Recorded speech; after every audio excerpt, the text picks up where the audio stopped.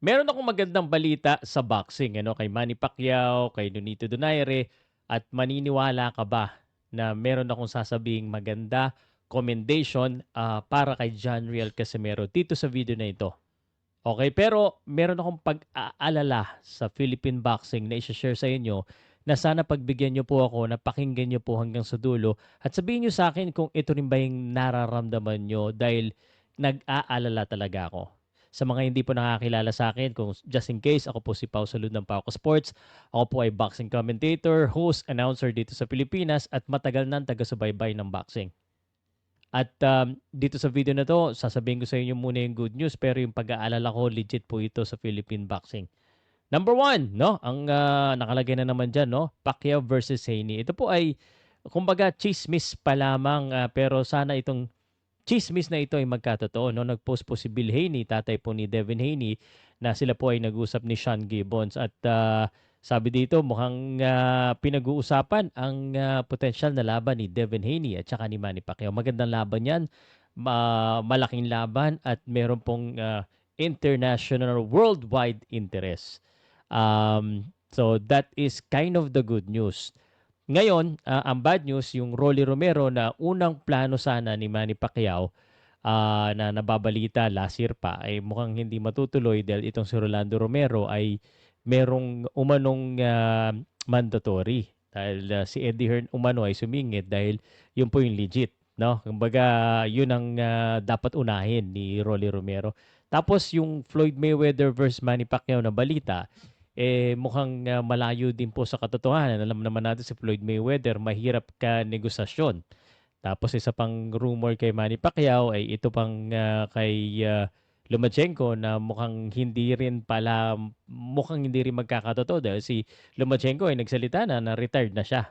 So, well, good news and bad news. Pero the news is Manny Pacquiao is gonna come back. That's good news in a way para kay Manny Pacquiao kasi Manny Pacquiao is still doing his thing, is still doing it on the top level. Aminado naman lahat tayo na talagang Manny Pacquiao is still the best from the Philippines. Speaking of the best, isa pang best po ay si Nonito Donaire.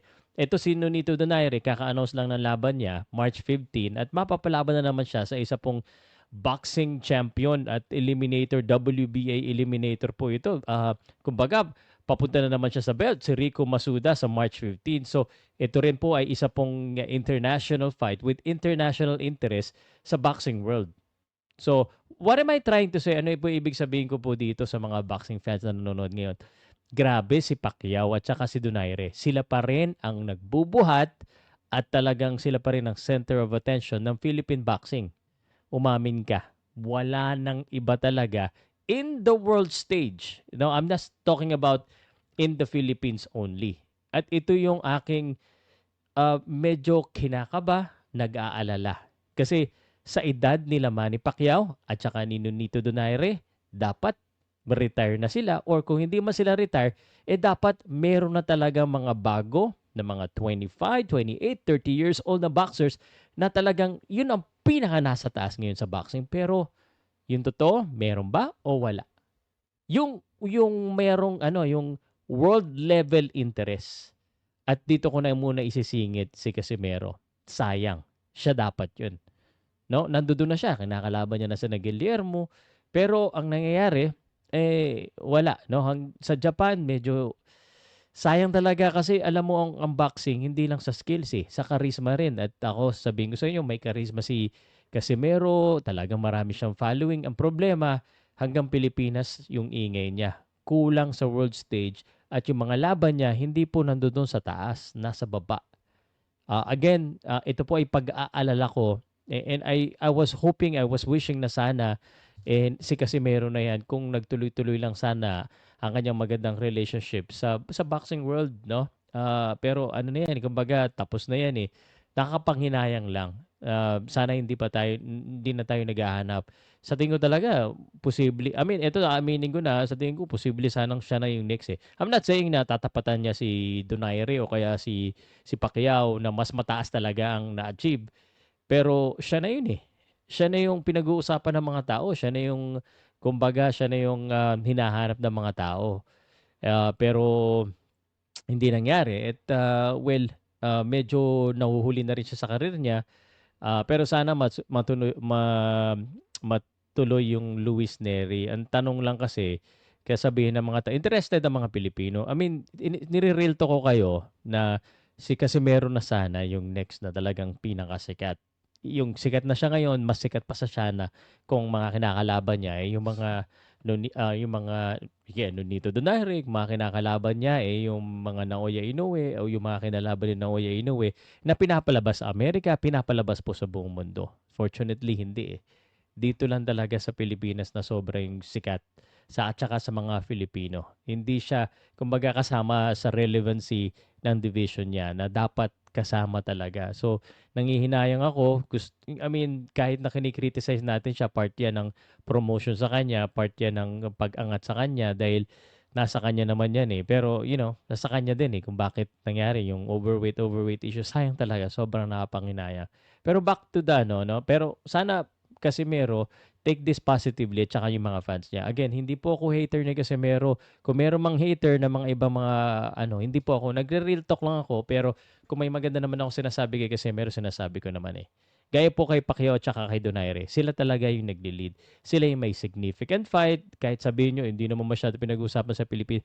Hindi naman kasi kumikita sa Pilipinas eh. Kung kumikita sa Pilipinas, sa libo-libo ng mga follower or milyon na follower ni Casimero dito sa Pilipinas, bakit hindi dito magpa-event? No? At para kumita, milyon papasok sa isang venue, kahit 20,000 lang. Gagastos ng mga tigbe 20,000 para makapanood. Bakit hindi dito ginagawa? So, ang kailangan yung significant na following na yung namo-monetize na pagkakaperahan. Yun po yung problema sa mga fans. Ang daming mga fans diyan na follow, magko-comment pero hindi talaga gumagastos eh. Ngayon, going back to the story and ito yung masakit na katotohanan. Hanggang ngayon si Pacquiao at saka si Donaire pa rin na nagdadala ng bandera ng Pilipinas doon sa may pinakatuktok ng boxing. Isa pala pa rin pinag-uusapan. Malaking problema dahil wala tayong succession planning. Hanggang ngayon, may mga prospect man tayo, marami po tayong may mga magagaling talaga. Pero yung positioning nila, nasaan? Kulang.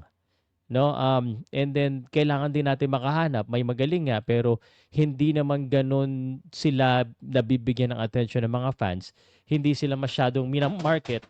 May nalaglag. Nalaglag yung sandali. Commercial yan kasi hindi ko daw binabanggit yung Arena Plus as sa sports eh.